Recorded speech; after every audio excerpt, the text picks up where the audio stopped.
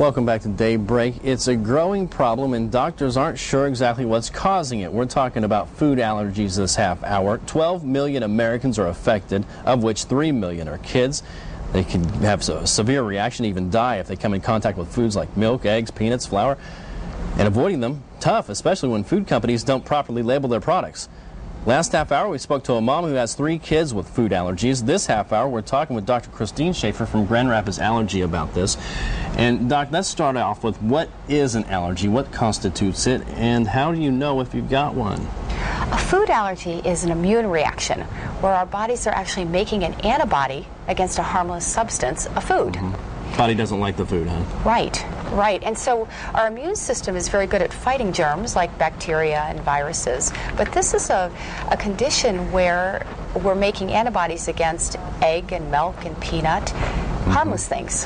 And a lot of kids are affected by this, too. It's not just adults. How do you know if your child has a food allergy? Generally, within minutes of eating the offending food, there will be a sensation in the mouth. It might be tingling, a metallic taste. Even our toddlers that can't verbalize will spit out the food, sometimes even vomit as an innate protective mechanism to get rid of it. They know it could potentially be fatal. The symptoms can progress to swelling of the lips, tongue, throat, wheezing, coughing, loss of consciousness, and for some, actually can be fatal. That's pretty severe. A lot of people suffer from that too. They have to carry around all sorts of kinds of products to protect themselves against this. Right, right. Doctor, what do we have to do though to be able to alleviate this problem? I mean, there's no cure for it, right? Right.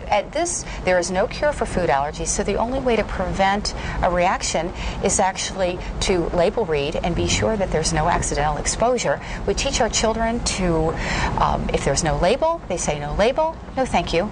And parents read every label every time because there can be changes in the manufacturing.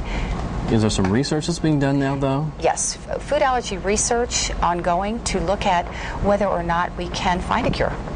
And tomorrow, you guys are having a walk. Let's talk a little bit about that. It's happening at Millennium Park, right? Yes, Walk for Food Allergy, 10 o'clock. We can register online early or come an hour early at 9 o'clock to register. It's a country theme this year because Trace Adkins is the national chair and his own daughter has life-threatening food allergy. There will be bandanas and T-shirts for all, games with prizes, and all right, well, a great walk for a serious problem out there. So thank you very much for joining us this morning. Well, thank you for having me. Jen? Well, it is 6:49 now. Next up, a look ahead at what's going to be making news for you later.